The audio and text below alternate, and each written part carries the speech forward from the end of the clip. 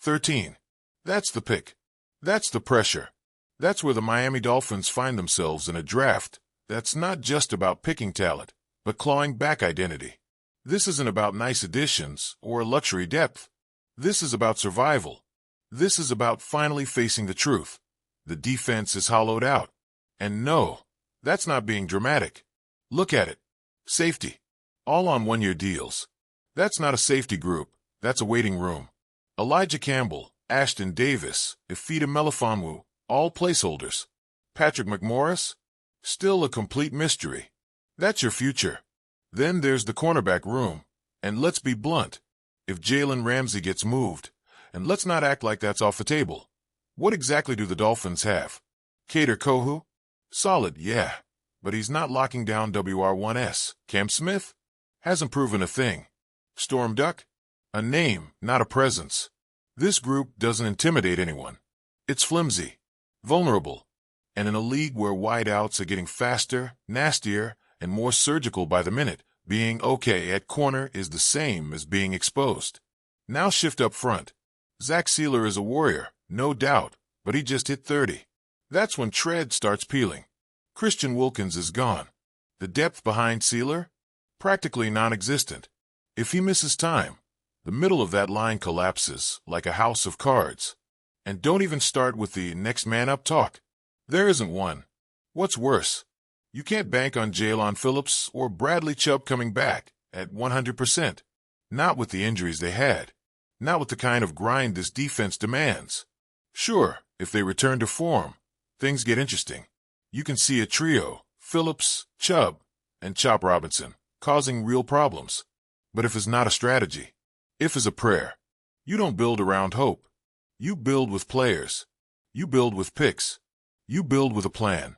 So yeah, this draft, it's about defense. It has to be. And the first layer of that rebuild? Interior defensive line. Because that's where tone gets set. That's where games shift. That's where quarterbacks start looking over their shoulder before the ball is snapped. Kenneth Grant, Walter Nolan, Derek Harmon. These aren't household names yet, but they're anchors. Game plan wreckers. Guys who punch through the A-gap and don't need help to do it. You want to rebuild the defense? Start by clogging the trenches with guys who love chaos. 13 is too high to take a DT. They'll say, is it? Tell that to teams who've had their offensive schemes dismantled by interior pressure. Tell that to the Eagles when they owned the line in the Super Bowl.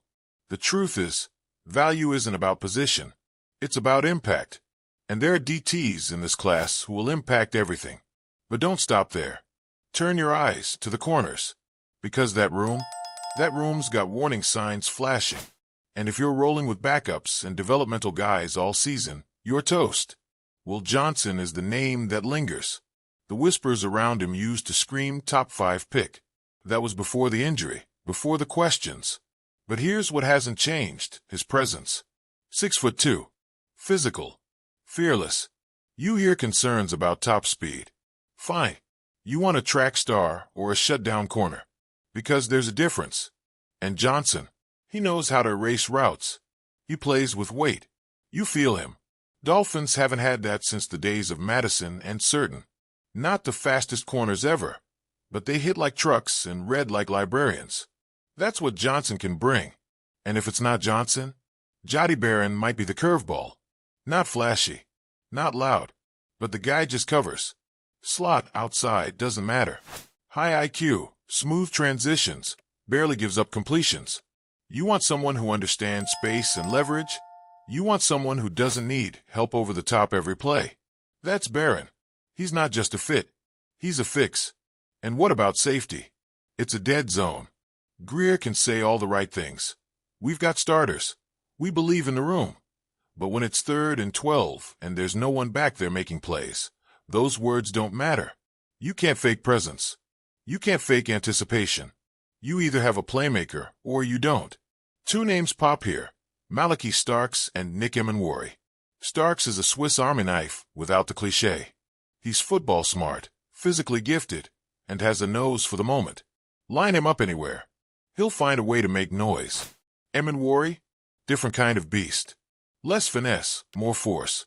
Big body, quick reads, never backs down. He might not go at 13, but would it really be a reach if he ends up leading your team in tackles? This defense doesn't just need help. It needs tone setters. And both these guys scream tone.